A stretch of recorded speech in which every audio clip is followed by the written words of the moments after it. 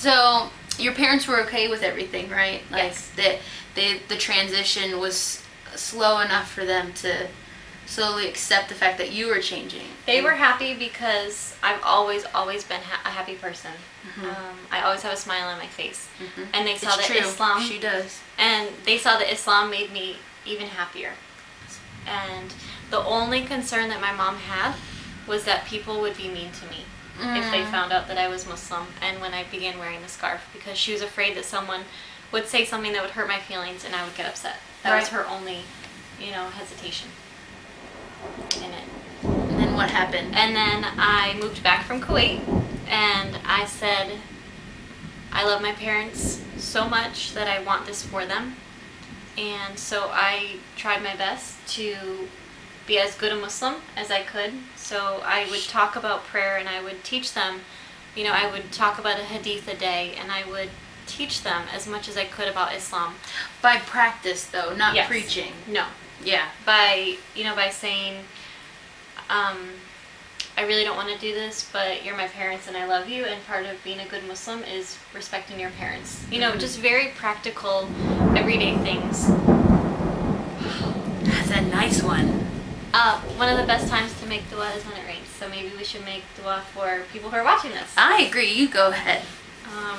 May Allah increase us in our faith and our iman and help us to earn His mercy and inshallah enter Jannah together.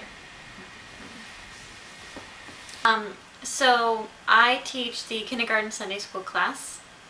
It's more babies. And my father decided that he wanted to join along, and so for the past 2 years he sat in with the high school class, and it was there he was able to ask some questions, and he continued to learn. And it wasn't until he unexpectedly passed out at work, had to be rushed to the hospital, where he was 100% sure that he wanted to become Muslim. I got a call at work. My mom said, we don't know what's wrong with him. He's in the emergency room. Please pray for him. And, as my heart dropped into my stomach, she said, but he took his shahada. And, yeah, alhamdulillah. So after, I talked to him, and he said, I was sure, I was just putting it off, and I didn't want to die a non-Muslim. Yeah. That's so awesome. And then, what was the purifying? Okay, so we didn't know that he had liver cancer. This is a man who never drank. He never had hepatitis. So it was a very, very rare liver cancer that doctors really couldn't they were very confused by it.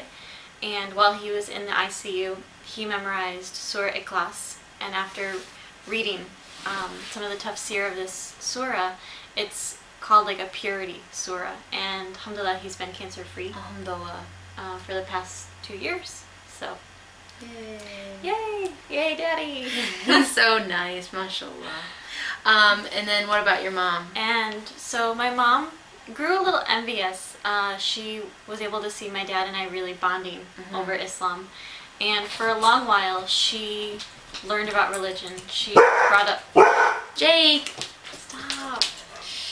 She was brought up Catholic. She went to a Wiccan church, and her thoughts have always been out of the box. She's a holistic nurse. She deals with alternative medicine, and the more she began to learn about Islam, the more she would say, "This is what I've been looking for. This is what I believe." So, alhamdulillah, after last Ramadan, she accepted Islam. Oh, last Ramadan was a great one. Okay, so what would you say to people who, like me, whose family is not Muslim, and they're not hesitant, but definitely not as open to it? I would say be who you are, but be an even better version of you. Yeah. And let them see that Islam has made you better. Yeah. And let them see that it's made you more respectful. Walaikum salam. Walaikum salam.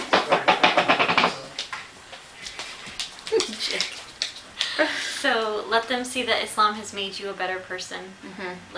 They've made you a better daughter or sister or wife or friend, whatever it's going to be, and just set a good example.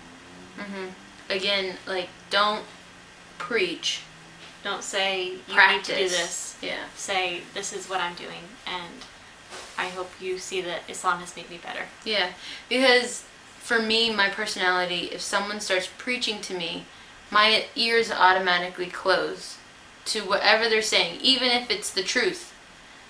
They'll automatically shut off, and I will automatically be in that position where I don't want to listen anymore. Because they get into the point where I'm right, you're wrong. Instead, if you lead by example, they're like, well, what is this? They're more curious about what is making you so amazing, mashallah. And that is Islam. So inshallah, through practice, not preaching, we can all become better people. And inshallah, have people become curious and want to learn more about it. Inshallah. Yay. I love that story. Her story about her family is just, so awesome. Amazing. It is awesome. Alhamdulillah. Alrighty. And then, so, what would you say that you learned when you were in Kuwait, was something that you thought was so pivotal to who you are today? Being amongst all those Muslims. It made me not be shy about my faith. I never felt like I had to hide it or be ashamed of it. And that was where I became really, really comfortable with it. I was able to walk out in hijab and not feel like everyone's eyes were on me. Mm-hmm. I was able to see that I was treated so much more respectfully over there by men than I was here. Yeah, I agree. Even here in hijab, you're treated with more respect than other women. Oh yeah, definitely. Oh, definitely. And I was able to see what it's like to live in a country where your religion is a main part of your life, instead of something that you can talk about only at home when you're not at work. Yep, because the three things you're not allowed to talk about in polite society are religion, politics, and sex. I thought it was money. Really? I always grew up with those three. Okay. Well, we'll add a fourth, money. Money.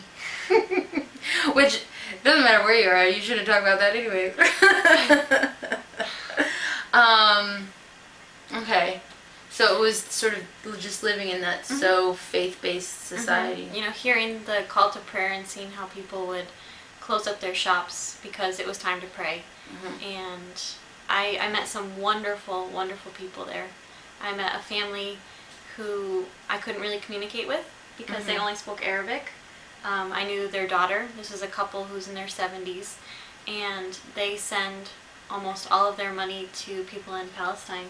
And just so generous. They would pick me up and have me over for dinner, even though our conversations would just be smiling at each other. And that's the best, isn't it? And then, they took me out and they bought me 2 abayas so that I could feel comfortable. And that's very sweet. I still have them. I'm going to wear one to Tarawih tonight. Oh, yay. You'll have to show me. It's pretty. Okay. But just incredibly generous, beautiful people.